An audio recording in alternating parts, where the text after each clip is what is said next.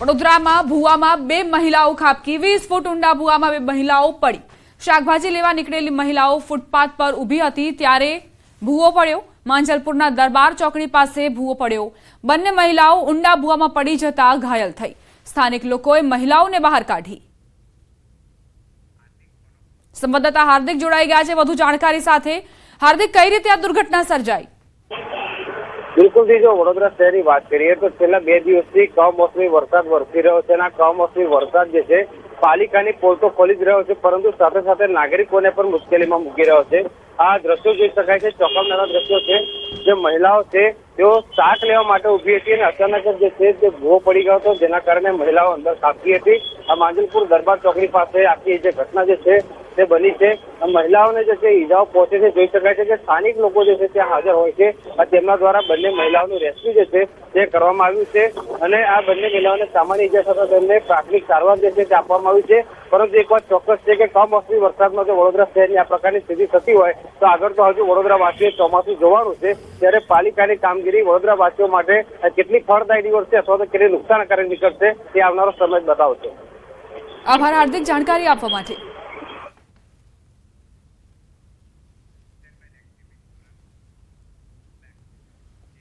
સમાચાર સુરતથી। સુરતના વાતાવરણમાં પલટો આવ્યો છે। ઓલપાડ તાલુકામાં ફરી વરસાદ શરૂ। ઓલપાડ, ભાદોલ, કદરામાં, વડોલી, ગોલા, તકારમાં સહિતના વિસ્તારોમાં વરસાદ। કમોસમી વરસાદના કારણે ખેડૂતોને ખેતીમાં ભારે નુકસાન જવાની ભીતિ। લગ્ન સિઝન ચાલુ હોવાથી પરિવારોમાં પણ ચિંતા વ્યાપી છે। ચોથો દિવસ છે અને સુરતમાં કમોસમી માવઠાના કારણે લોકો પરેશાન નજરે પડી રહ્યા છે।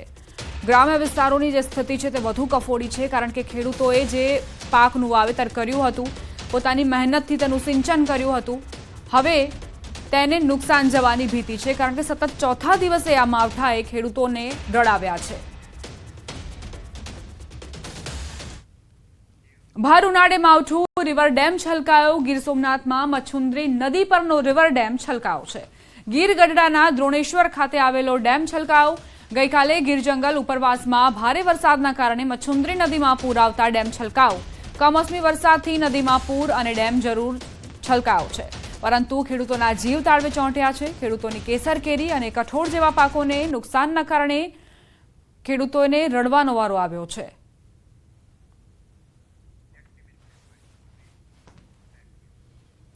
મોરબીના ટંકારાના બંગાવડી ડેમ નજીક જેસીબી મશીન પાણીમાં ગરકાવ। ખેડૂતોના ખેતરમાં કામ ચાલુ હતું તે સમય બનાવ બન્યો। માટી કાઢવાનું કામ ચાલુ હતું તે જ સમયે અચાનક પાણી આવી જતા જેસીબી પાણીમાં ગરકાવ થયો। સદનસીબે આ બનાવમાં કોઈ જાનહાનિ નથી સર્જાઈ। વરસાદી કહેરના કારણે જેસીબી પાણીમાં ગરકાવ થયું। ખેતરમાં કામ ચાલી રહ્યું હતું, અચાનક જ વરસાદ વરસ્યો અને પાણી એટલા ભરાઈ ગયા કે આ જેસીબી પાણીમાં ગરકાવ થઈ ગયો।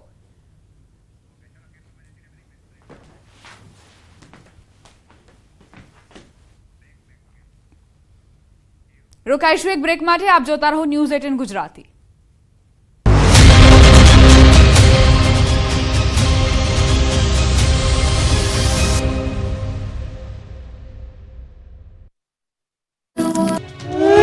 ચાર વાગ્યાના ટકોરે અને દેશભરના વિવિધ શહેરો આ પ્રકારના સાયરનથી ગુંજી ઉઠ્યા। જો યુદ્ધની સ્થિતિ સર્જાય તો આ રીતે બચવું, સતર્ક રહેવું। દેશ સહિત ગુજરાતના 18 સ્થળોએ તંત્ર દ્વારા મોકડ્રીલ કરાઈ હતી। સિવિલ ડિફેન્સ મોકડ્રીલ યોજાઈ હતી। ડાંગ, ભરૂચ, નવસારી, નર્મદા, સુરત, વડોદરા, તાપી, જામનગર, કચ્છ, દેવભૂમિ, દ્વારકા, ગીર સોમનાથ, મોરબી, બનાસકાંઠા, પાટણ, મહેસાણા, ભાવનગર, ગાંધીનગર, અમદાવાદમાં વિવિધ સ્થળોએ મોકડ્રીલ કરાઈ। એક સાથે વાગ્યા સાયરન। અમદાવાદમાં દાણી લીમડા કોર્પોરેશન કચેરી, પેલેડિયમ મોલ અને પિરાણામાં મોકડ્રીલ યોજાઈ હતી।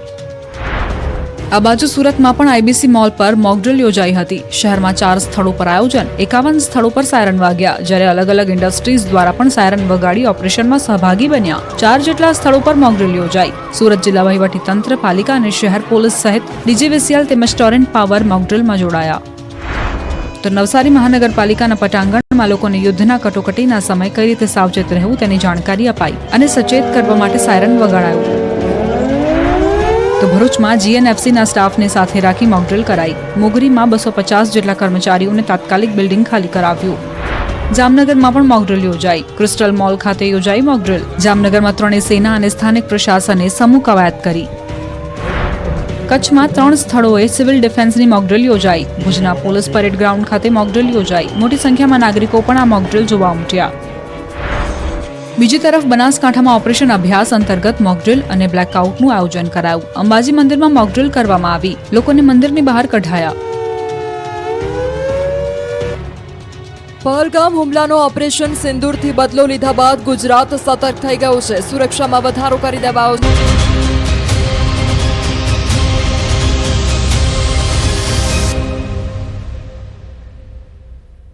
Welcome back. પહેલગામમાં આતંકવાદી હુમલાના જવાબમાં ભારતીય દળોએ ઓપરેશન સિંદૂર શરૂ કર્યું. ભારતીય સંસ્કૃતિમાં સિંદૂરનું ખૂબ મહત્વ છે. તેને વૈવાહિક આનંદ અને પરિણીત મહિલાઓ માટે આદરનું પ્રતીક માનવામાં આવે છે. પહેલગામ હુમલામાં ઘણા નવપરિણીત યુગલો તેમની નજર સામે જ અલગ થઈ ગયા હતા. ઓપરેશન સિંદૂર આ મહિલાઓના માનમાં આપવામાં આવ્યું હતું. અમદાવાદની મહિલાઓએ પણ ઓપરેશન સિંદૂરનો અર્થ સમજાવ્યો.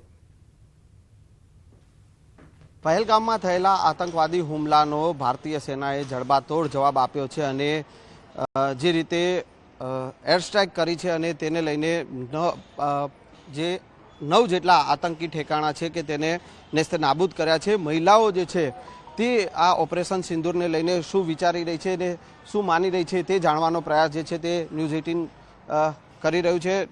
महिलाओं पासेથી જાણીશું कि पहलगाम में इतनी दर्दनाक घटना हुई है, इसके पीछे मोदी जी जरूर जल्दी से जल्दी कुछ न कुछ करेंगे, क्योंकि चोट लगती है उसके ऊपर मलहम हम थोड़े दिन बाद लगाएं और लगाएं, कोई मतलब नहीं है.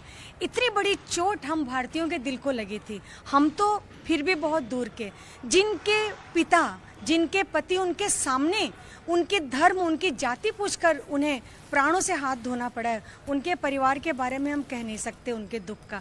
उनको जो सांत्वना मिली होगी, जो मोदी जी ने ऐसा कदम उठाया, सही समय पर उठाया, जबकि उनकी आत्माएं जो बेचैन दर्द से करहा रही होगी, जरूर सांत्वना मिली होगी.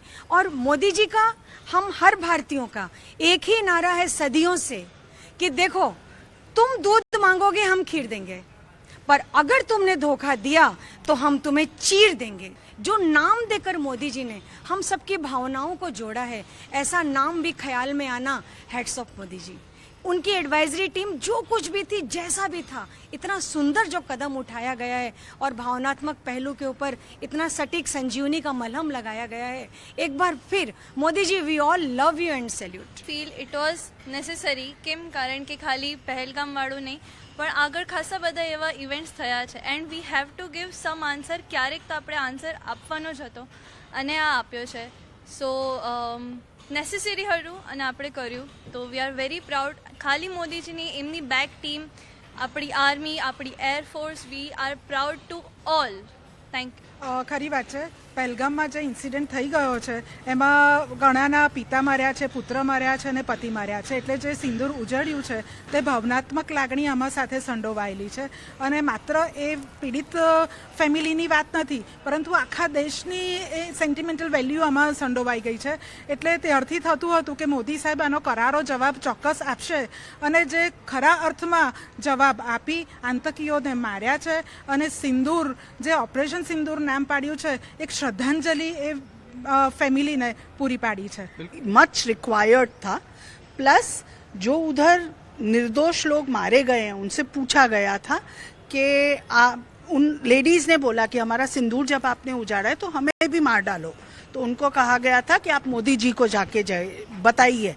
ये मोदी जी को बताया गया है और मोदी जी ने उनको बिल्कुल एक सटीक और करारा जवाब दिया है. तो उन्हें जो ये जवाब हमारी गवर्नमेंट ने और हमारी सेना ने दिया है, बहुत सटीक और बहुत अच्छा दिया and we are very proud of. Operation Sindoor સફળ રહ્યું છે, શું માનો?